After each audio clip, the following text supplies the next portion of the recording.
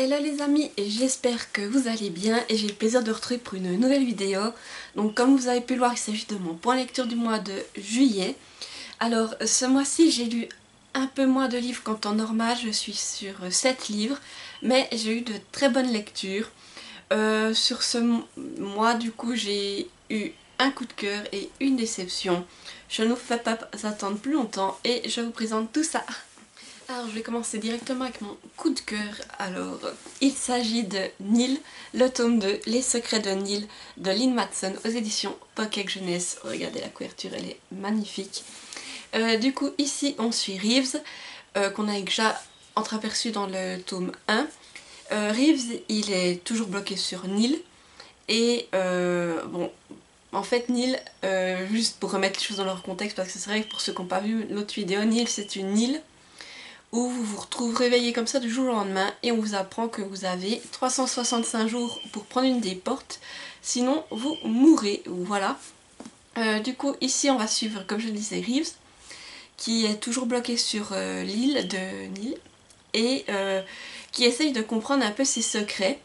Et en parallèle on va suivre aussi Sky, qui elle est dans notre monde et dont le père est un acharné de Nil, car son oncle aurait été prisonnier aussi de cette île et tout ce qui reste en fait de ce fameux oncle c'est un journal. Donc Reeves et Sky ensemble pourraient bien être une menace pour Nil et essayer de vaincre une bonne fois pour toutes l'île et libérer tous les prisonniers.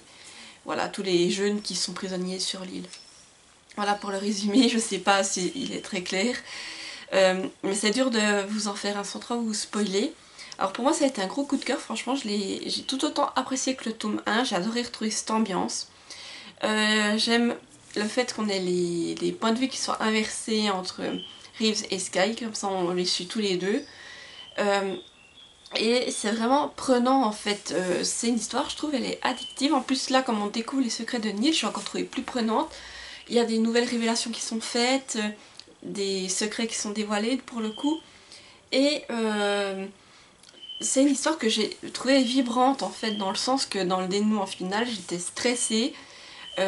Comme les personnages, je savais pas ce qui allait se passer, j'étais à fond dedans, je me disais mais mon dieu, mais qu'est-ce qui va leur arriver, faut que je sache.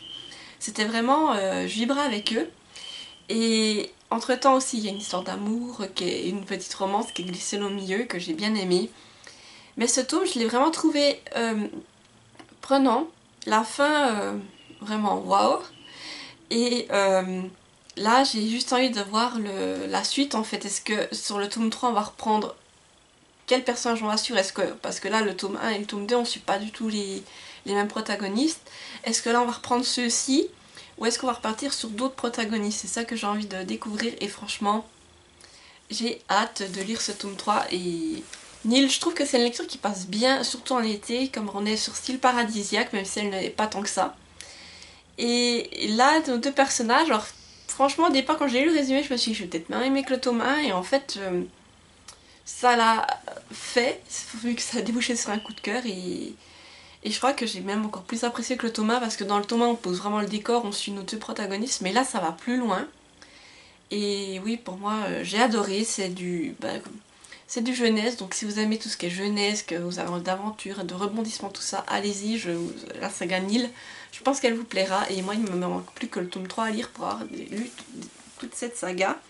Alors ici on est sur un livre qui fait alors, un peu plus de 500 pages et qui est écrit quand même assez grand et assez aéré comme vous pouvez le voir, mais comme je vous dis, moi je l'ai bouffé vraiment tout seul, ça se lit, c'est les chapitres s'enchaînent et vous avez envie de savoir la suite, alors ça se lit vraiment tout seul et vraiment un gros coup de cœur. Je crois que ça faisait quelques mois que j'avais plus de coup de cœur et là vraiment j'ai été hypée par ce livre, j'ai vraiment été prise dedans et voilà, je ne peux que vous le recommander. J'ai également lu le tome 2 de The Off Campus, The Mistake, d'Elle Kennedy aux éditions Hugo Roman. Je vous mets la couverture ici vu que c'est un livre en numérique. Du coup, ici on suit Logan, c'est le joueur de hockey, la star du campus. Et étant donné cela, il n'a aucun mal à à sortir avec les filles qu'il veut, au contraire les filles se précipitent pour pouvoir sortir avec lui. Sauf que derrière tout ça, Logan en fait, il a des doutes, et surtout notamment son avenir qui semble tout tracé. Et du coup pour se changer les idées, ben, il va sortir avec Grace, qui est une élève de première année je crois du campus. Et voilà, du coup, lui, il essaye de se changer les idées et Grace, à un moment donné, va le repousser. Et Logan ensuite voudrait essayer de la reconquérir, mais Grace entre-temps a mûri et elle ne va pas se laisser faire comme ça. Au contraire, elle va même essayer un peu de se venger. Voilà, pour le résumé. C'est un livre auquel j'ai mis 8 sur 10, franchement. Ça a été une belle surprise, je l'ai trouvé aussi intéressant que le tome 1. L'histoire elle était prenante et j'ai trouvé les personnages bien développés. Après, ce que j'ai beaucoup aimé, c'est qu'au au fil de l'intrigue, Grace elle va gagner en maturité et Logan il va se préparer à ce fameux avenir qui lui semble tout tracé. Et bien entendu, je vous mets en garde, dans ce livre il y a pas mal de scènes de fesses, donc si c'est pas votre délire, n'y allez pas. Mais au contraire, si comme moi c'est quelque chose qui ne vous choque pas plus que ça peut aller. Parce que franchement, moi s'il y avait vraiment que ça et qu'il n'y avait rien derrière, c'est pas ce qui me plairait le plus. Mais là il y a quand même d'autres choses qui sont développées derrière et c'est pour ça que j'aime beaucoup cette saga. Ici j'ai trouvé que le hockey était moins présent. Mais par contre on est sur une plume qui est toujours autant fluide et addictive. Et j'ai beaucoup aimé, il y a des passages drôles. C'est vraiment une lecture qui est fun, qui passe bien en été, qui est sympathique. Tout ce que j'ai à lui reprocher, c'est ce que j'ai trouvé certaines longueurs dans certains passages. Du coup voilà le seul point négatif que j'ai à faire sur cette lecture. Mais si vous aimez la romance et que vous avez envie d'une lecture sympathique pour l'été, je vous la recommande. J'ai également lu le tome 2 du Voyage d'Amy, Le paradis éther, de Dimitri Olivier, qui est aux éditions Nanashi. Donc je remercie encore l'auteur pour l'envoi de ce service prêt. Je vous mets aussi la couverture ici, je l'ai lu en numérique. Pour le résumé, je vous fais un bref résumé du tome 1 pour ne pas vous spoiler le tome 2. On suit Amy, qui est une jeune femme, qui se retrouve dans un univers fantasy. Et en fait, elle n'a aucun souvenir de son passé. Et elle va apprendre en fait qu'elle est là pour réaliser une quête. Voilà, je ne vous en dis pas plus, je vous laisse découvrir le reste. Je pense que c'est mieux de ne pas trop vous en dire pour ne pas vous spoiler. Ici, j'ai mis la note de 8 sur 10 à ce tome. En fait, là, c'est une suite directe au tome 1. Vraiment, le tome 1 se termine, on repart où c'est qu'on était du tome 1 et ça repart. Alors ça, j'ai bien aimé. Et là, bien entendu, on change aussi d'univers. On a des nouveaux personnages et une nouvelle quête, ce qui est vraiment sympathique. Et aussi de nouvelles créatures fantastiques pour le coup. Ce que j'ai beaucoup apprécié, comme moi, vous savez, tout ce qui est un peu fantasy, fantastique, c'est vraiment mon style de lecture. Là, du coup, j'ai été servie à ce niveau. Donc, il y a toujours autant de rebondissements. Le récit est vraiment addictif.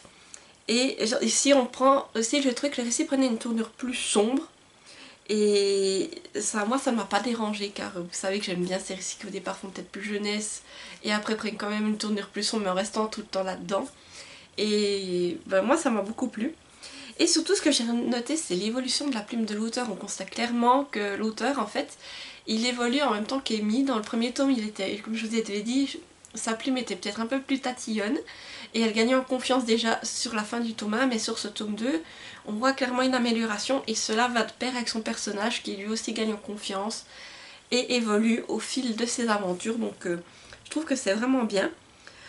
Tout ce que j'ai reproché à ce tome, c'est que j'ai trouvé certaines facilités scénaristiques par passage et voilà, du coup je pense que certaines choses auraient pu être un peu plus développées à mon goût.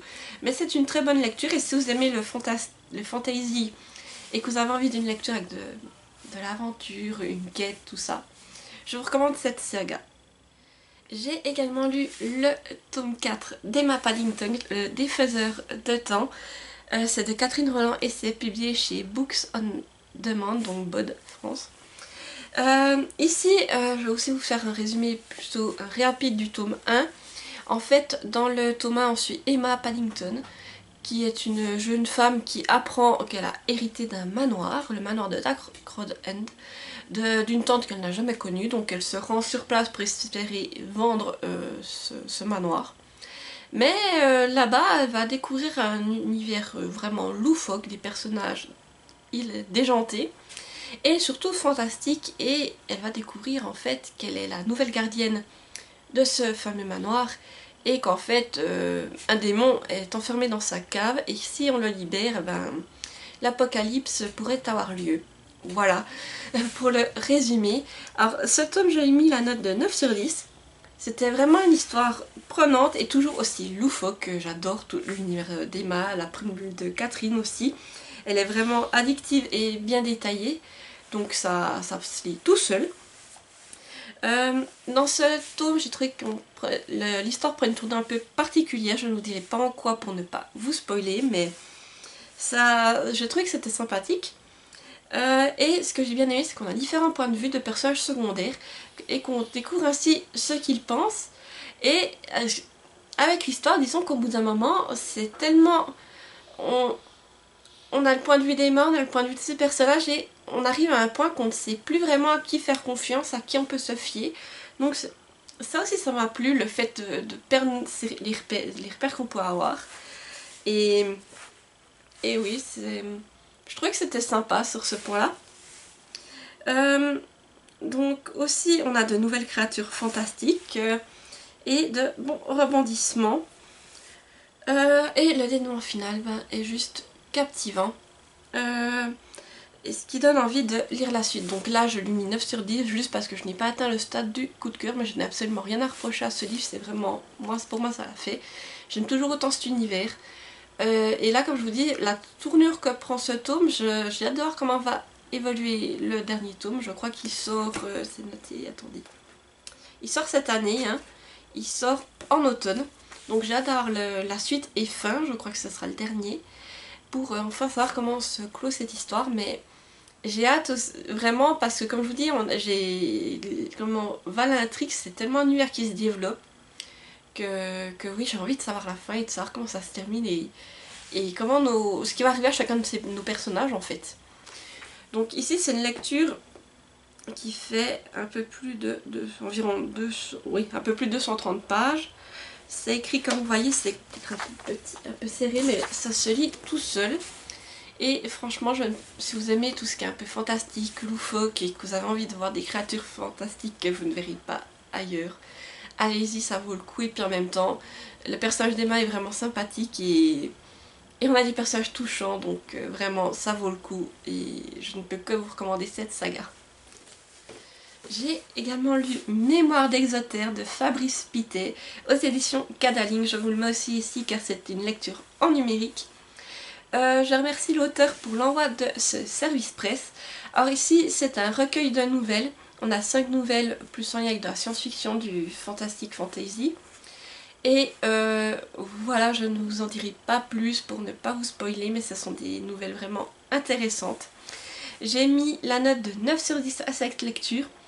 J'ai trouvé les recueils variés avec de bons univers et j'ai beaucoup aimé le mélange entre comment on peut passer d'un coup de la science-fiction au fantasy. Et ici les thèmes abordés, on a plutôt le thème de la mort et de l'amour. Voilà, je ne vous en dis pas plus pour ne pas vous spoiler ces différentes nouvelles. La plume, elle s'adapte vraiment aussi à chaque récit. Donc tout d'un coup, on aborde de la magie, après on passe du psychologique, du philosophique et j'en passe. Mais ça c'est vraiment sympathique et chaque nouvelle, franchement je trouve que la plume elle est prenante et détaillée pour dire qu'on est sur une nouvelle, donc je trouve vraiment qu'elles sont bien détaillées et qu'on a le récit vraiment, on reste pas sur notre faim en fait, j'ai envie de vous dire, et que quand on arrive dans une histoire, on n'a pas ce... moi en tout cas je trouve que je suis vite rentrée dedans parce qu'il y a des fois des nouvelles où c'est qu'on entre dedans et il faut que j'ai un moment pour m'adapter, pour me dire oui mais où est-ce que l'auteur veut nous emmener, alors que là ça n'a pas été le cas. La nouvelle que j'ai préférée c'est la nouvelle qui s'appelle Maman. J'ai trouvé que l'univers était vraiment promenant, on est plus ici sur de la science-fiction si mes souvenirs sont bons. et j'ai trouvé vraiment l'histoire prenante et touchante. Voilà, je ne vous en dis pas plus, mais si vous aimez tout ce qui est science-fiction, fantasy et que vous avez envie de lire un recueil de nouvelles qui se lit quand même assez vite, je vous recommande cette lecture. Alors là, on va passer à ma déception pour le coup. Il s'agit de Mon désir le plus ardent de Pete Fromm aux éditions Gallmeister. Donc ici on suit l'histoire de Maddie, alias Mad, qui va rencontrer donc Dalt, à qui elle va se marier. Ils sont passeurs de rivière, donc ils font des traversées en bateau. Et un jour, Mad va tomber malade et on va suivre du coup tout ce qui va en découler. Voilà, je ne vous en dis pas plus pour aussi pas vous spoiler. Ici, c'est un livre, donc comme je vous dis, c'est une déception. Je lui ai mis la note de 4 sur 10, donc en dessous de la moyenne. Franchement, j'ai pris ce livre, alors déjà c'est un livre que j'aurais peut-être pas lu en temps normal. Je l'ai ajouté à ma pile à lire suite à un avis que j'avais vu d'une booktubeuse, je crois que c'était Steph de Piketty, Russian Piketty Bookin. Je crois que c'était ça.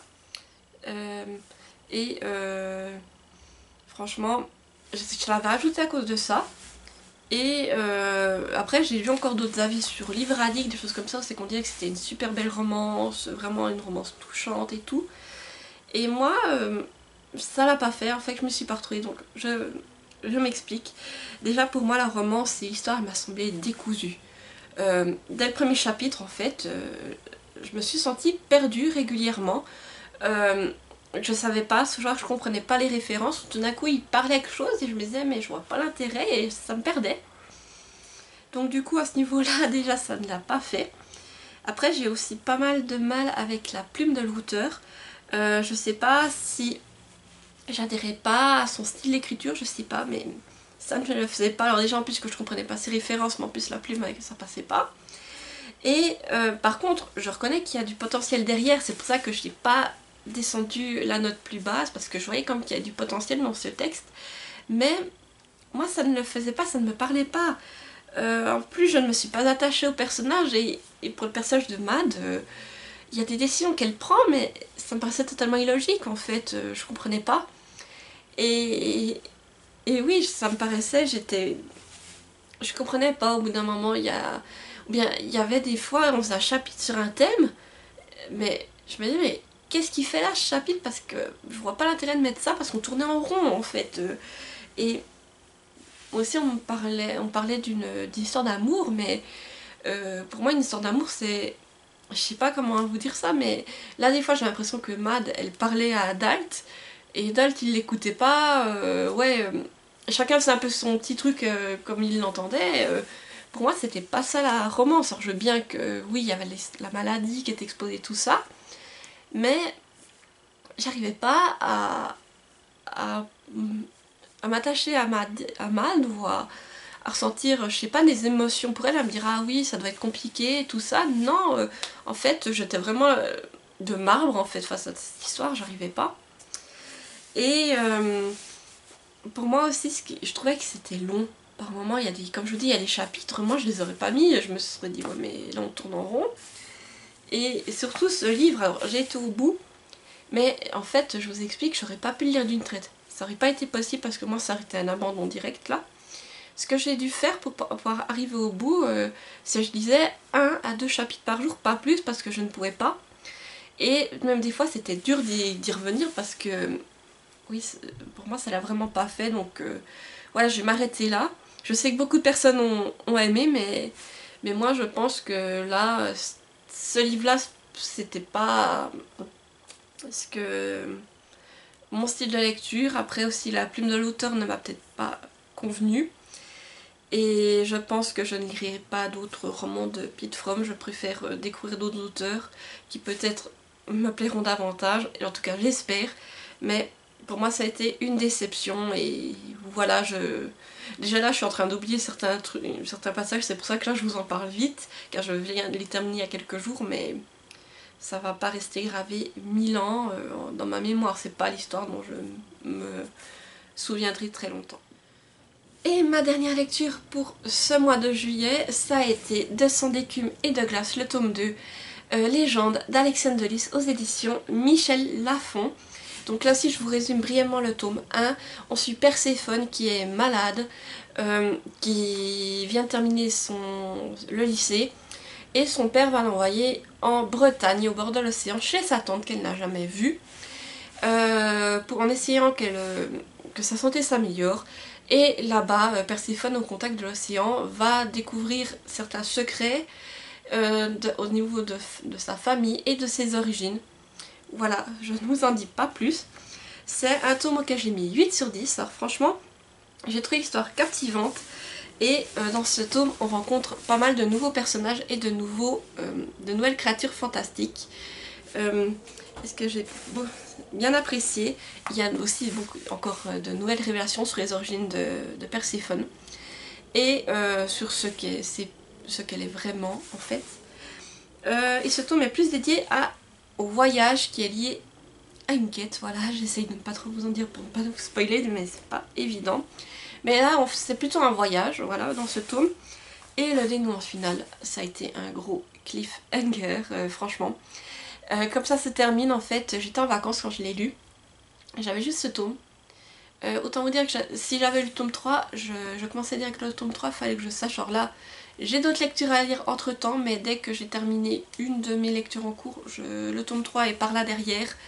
Il sort et je pense que je termine la saga cette année, franchement, parce qu'il faut que je sache la suite, surtout que pendant que j'ai tout ça en tête. Après, ce qui est bien dans ce tome aussi, c'est que j'ai été surprise, en fait. Moi j'ai lu le premier tome il y a une année, et je me disais, ah ben, il y a des trucs que j'ai oubliés. Je me rappelle de certaines choses, mais il y a des choses que j'ai oubliées, et j'ai essayé de trouver un résumé spoilant sur internet, mais j'ai pas trouvé. Et j'ai ouvert le roman, et qu'est-ce que je trouve au début? Un résumé du tome 1, mais spoilant, sur 2 pages. Et franchement j'ai trouvé ça super cool, car ça vous remet en tête, ça vous replonge en fait dans l'univers, ça remet en tête les éléments principaux pour recommencer ce tome 2. Et je trouve que franchement c'est quelque chose qui devrait être fait plus régulièrement pour des sagas, car c'est vrai que si on ne les dit pas à la suite, des fois on a vite tendance à oublier des choses.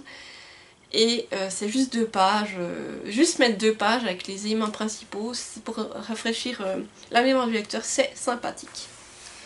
Après, comme je vous disais, du coup, ce que je lui ai reproché juste à ce tome aussi, c'est que j'ai trouvé quelques longueurs durant le voyage, voilà. C'est tout ce que j'ai à lui reprocher, mais franchement j'ai adoré. Et là j'ai hâte de lire la suite, car j'aime beaucoup cet univers, j'aime bien la plume d'Alexiane de Lys. Et je trouve que c'est aussi une lecture qui passe super bien en été. Donc là on est sur un livre qui fait environ 380 pages. Il est écrit quand même assez petit, assez serré. Regardez les en-têtes de chapitre avec les sirènes, c'est vraiment magnifique. Et oui, ça a été une très bonne lecture, comme je vous dis. Une fois que j'ai été prise dedans, j'avais envie de savoir la suite et cette fin. Mais vraiment, c'était horrible. Maintenant, je veux juste savoir tout ce qui va se passer dans le tome 3, qui est aussi le dernier tome. Et du coup, ça me fera une saga terminée. Donc, mais si vous aimez tout ce qui est fantastique et que vous avez envie d'une bonne lecture pour cet été, celle-là aussi, je pense que ça vous plaira. Et voilà, j'arrive au bout de ce point lecture, j'espère qu'il vous aura plu. N'hésitez pas à me dire en commentaire si vous avez lu certains de ces livres, ce que vous en avez pensé, si vous avez des coups de cœur ou des déceptions pour ce mois. Sinon, pour le mois d'août, j'aimerais essayer de me remettre plus à la lecture, vu que là, vraiment, les vacances sont, entre guillemets, finies, mais je devrais avoir plus le temps de lire. Pour le mois d'août, comme je vous dis, je vais certainement lire la suite de Sang d'écume et de glace. Il y aura quelques services presse que je vous présenterai le moment venu. Et j'aimerais essayer de terminer, il me reste 2 tomes hors série de la guerre des clans pour être à jour dans la saga. Donc j'aimerais essayer de les finir et après je piocherai dans ma palle en fonction de mes envies, voilà, du moment. Du coup, si cette vidéo vous a plu, n'hésitez pas comme d'habitude à laisser un petit pouce en l'air pour me soutenir et me dire que vous êtes là, à activer la petite cloche pour ne pas rater mes prochaines vidéos et à vous abonner car ça fait toujours plaisir. Et vous pouvez aussi laisser un petit commentaire comme je vous ai dit, soit me dire si vous avez lu certains de ces livres, vos coups de cœur, vos déceptions. Et si vous êtes trop timide pour laisser un commentaire, eh bien mettez-moi un emoji pour ce cette fois l'emoji, on va dire que là, comme j'avais un livre un peu en lien avec les sirènes, mettez-moi l'emoji sirène pour me dire que vous avez regardé jusqu'ici. Voilà. Sur ce, je vous dis à bientôt pour une nouvelle vidéo et portez-vous bien. Bye bye.